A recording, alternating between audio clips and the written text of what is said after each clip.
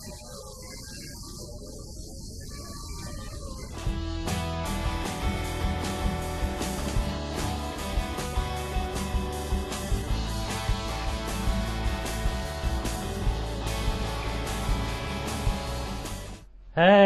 I'm Kev, Mr. and welcome to Power Oversteer, and in today's episode we are previewing the 17th round of 2013 FIA Formula 1 World Championship, the Abu Dhabi Grand Prix held at the Yas Marina circuit in Yas Marina, and it's a race that I don't really like, but it did throw up an interesting race last season. But heading into the Abu Dhabi Grand Prix, we already know our Formula 1 World Champion for 2013. The now four-time World Champion Sebastian Vettel has won the championship with 322 points at the moment, 115 ahead of Fernando Alonso on 207 points, with his first non-scoring points finish since that retirement on second lap in Malaysia, last time out in India. Kimi Raikkonen is third, just 24 points behind Alonso now, with Hamilton in fourth with 169 points, just 14 behind Raikkonen. Webber, after that disappointing retirement from second place in India, is in fifth with 148 points, just 4 ahead of Rosberg, who got a very good second place last time out. And who completed the podium last time out was Roman Grosjean, who's got 102 points now after 3 podium finishes on the trot, and is on the equal on points with Felipe Massa, but has more podiums and a better higher finish, so is ahead of him. Actually the same higher finish, but just more third places.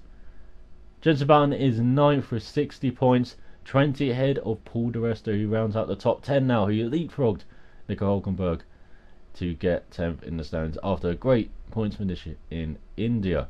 Hülkenberg has 39 points, just a point behind di Resta, who is 6 points ahead of Sergio Perez, who got a brilliant 5th place in this weekend last time out as well.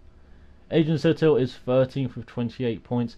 On 19 points is Daniel Ricciardo, 13 points John-Eric Vergne, and there's 6 points for Esteban Gutierrez and a single point for Pascal Maldonado.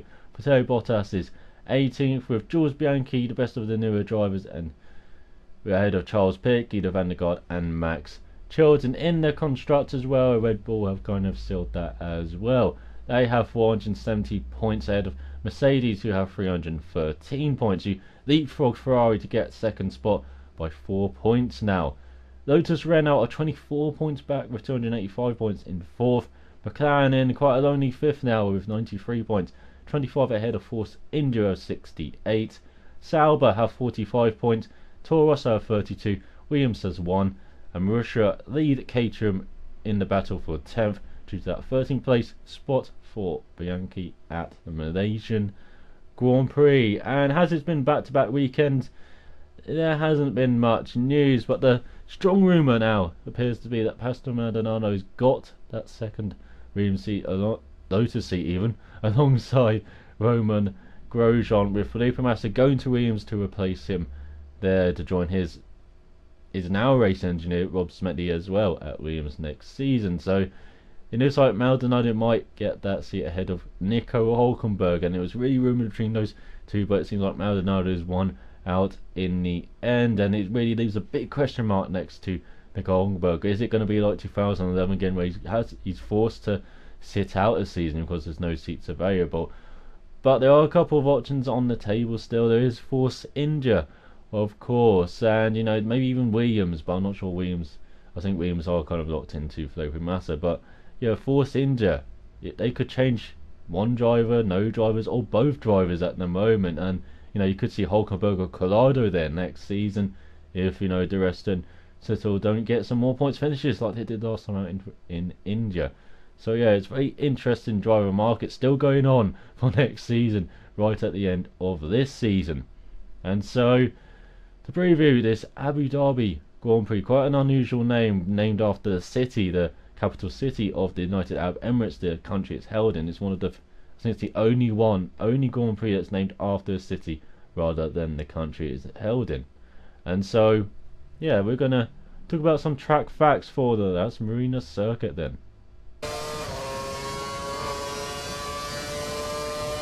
So, track facts for the Abu Dhabi Grand Prix held at the Yas Marina circuit on the island of Yas Marina. And this Grand Prix, it was kind of announced early in 2007 at the Abu Dhabi F1 Festival in the United Arab Emirates. And as I say, it's unusual in that the Grand Prix is named after the city it's held in and not the country that it's held in. And it's the second biggest city in the United Arab Emirates and the capital city of the country.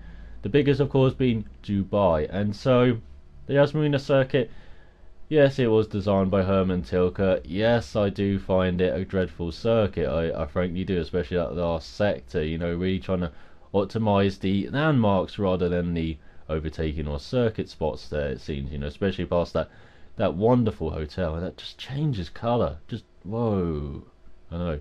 And then there's the Ferrari World as well, which looks much better, has a much better roller coaster track than the circuit layout, it seems, looking from Sky Sports recently. And so, yeah, the Abu Dhabi Grand Prix, the only race that is started during the day and then ends under nightfall. So you get a nice transition from day to night around halfway through the race, I would say, but I think it's a bit earlier than that. But yeah, this Grand Prix, it has been on the calendar since 2009. It normally has 55 laps. It is a 5.554 kilometers long circuit of 3.451 miles, and the race length 305.470 kilometers or 189.810 miles. It's been held 4 times, as I said, starting in 2009. And Sebastian Vettel and Red Bull, the most successful team and driver at the circuit. But last year it was Lewis Hamilton who was on pole in his McLaren on the 140.630, and it was Kimi Raikkonen who won the race after Sebastian Vettel had to start from the pit lane after his car was underweight during qualifying. And yeah, Raikkonen won his return race, or his return win even, for in the 2012 season for Lotus, and he was just ahead of Fernando Alonso's Ferrari, with Sebastian Vettel in third spot in his Red Bull after starting the pit lane, just 4 seconds off Raikkonen in the end, and Vettel got the fastest lap with 143.934. And as I said, this Grand Prix was announced in 2007, first held in 2009, and is built on an island on Yas Marina, and it's off that land where, you know, it was a bit marshy and, you know, reclaimed. And you know, the sponsor of the Abu Dhabi Grand Prix has always been Etihad Airways, and the races, I wouldn't say they've been the most eventful. They've been eventful for other circumstances, maybe such as in 2010, where we saw Fernando Alonso find Vitaly Petrov wider than a plane on the track. We also saw Sebastian Vettel then take the victory and the championship because he didn't follow in Alonso's strategy. He stayed out, and it's all about the clear air basically. And you also saw Webber fall into that trap following Alonso's strategy. In the inaugural Abu Dhabi Grand Prix, we had Red Bull really show what they were the team of the second half of the season, but that was not after Lewis Hamilton was kind of challenging them in that race. Unfortunately, he had to retire quite early on, so Vettel won from Webber and from Button as well. Button and Webber really having a good fight for that podium spots there. 2011, we did see Hamilton finally get an Abu Dhabi win in his McLaren ahead of Fernando Alonso and Jenson Button, his teammate. Sebastian Vettel actually retired early on. He'd been on pole, but he only made it past the first corner after getting a puncture while going around the second corner. Actually, second corner, sorry. And so yeah, last year we saw Vettel, get a great podium from the pit lane. And the Yas Marina circuit on the Yas Island, it's a 2,550 hectare or 25.5 kilometers squared island on the east coast of Abu Dhabi. And the Abu Dhabi Grand Prix was the first major event to take place on the circuit. As I said, 2 wins for Vettel, 2 wins for Red Bull, 1 for Hamilton and 1 for Raikkonen, 1 for McLaren and Lotus as well. And the Abu Dhabi track, well, it is typical Tilke Dome territory. I was thinking of word there, territory. And yeah, the first sector, it's probably the best, and then the middle sector is just straights with a little chicane in the middle, and then the third sector is just right angle triangles. And so yeah, that's the Yas Marina circuit. It's a circuit of 3 distinctly different sectors. That is again a trademark of Tilke's, and it's got very long straights. Had the longest straight on the calendar until I think India and now Korea have beaten it. And yeah, last year, as I say, it was quite eventful because of double DRS zones, and you saw guys trying to make passes into turn 11 when perhaps they wouldn't have done in 2010 or 2011 or 2009 even. And so yeah, that's track facts about the Abu Dhabi Grand Prix at the Las Marina circuit. Not much to say. And you know, there's a harbour nearby. There's some nice boats to look at if the racing gets that boring as well. And of course the hotel to stare at and look at its mighty wonder as it changes colour. So yeah, that's track facts about the Abu Dhabi Grand Prix. Let's make some predictions now. So, predictions for the 2013 Formula 1 Abu Dhabi Grand Prix, and I'm going to get predictable.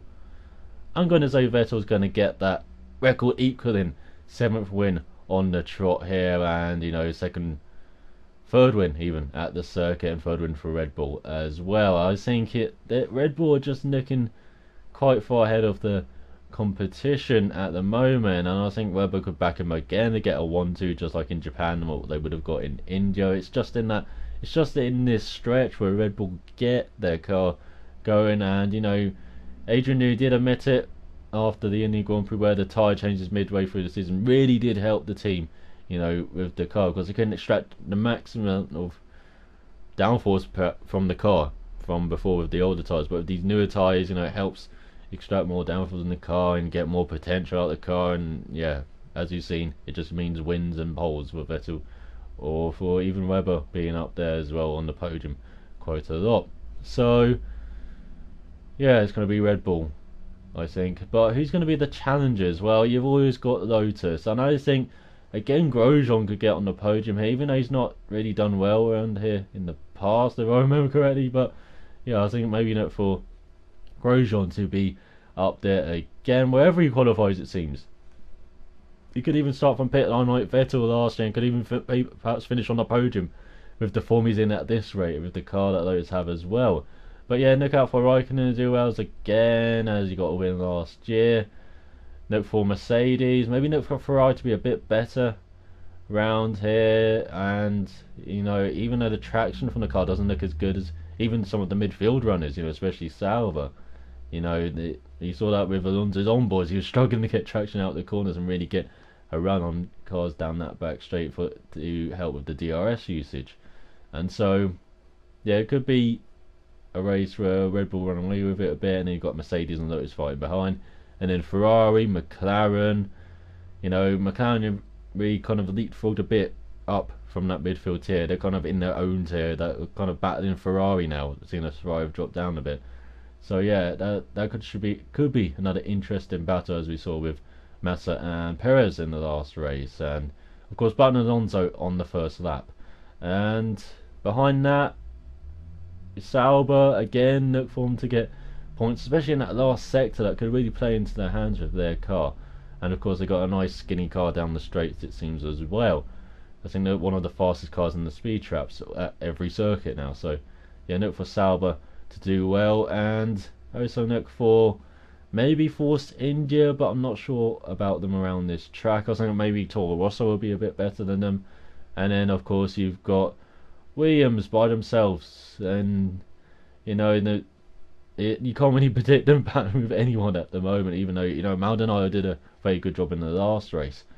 And then you got the newer teams. I think again Caterham ahead of Marussia, but I don't think this will be the place where they get that result, even though they were so close to last year with Kovalainen. I don't think it'll be that kind of race this year where you are going to see quite a few retirements. I think you'll see a couple, but you know, you won't see quite a lot like last year. So predictions: Vettel, and I'm gonna say Webber, and then Grosjean. I'm gonna go for quite a predictable podium there. But let me know your predictions for this Abu Dhabi Grand Prix, and I'll be back with a review of this Grand Prix and review of the IndyCar season finale as well from Fontana. I'm gonna have that up at the weekend, hopefully, if I can find some time. And so yeah, I hope you have enjoyed this. Thanks for watching. So till next time, cheerio.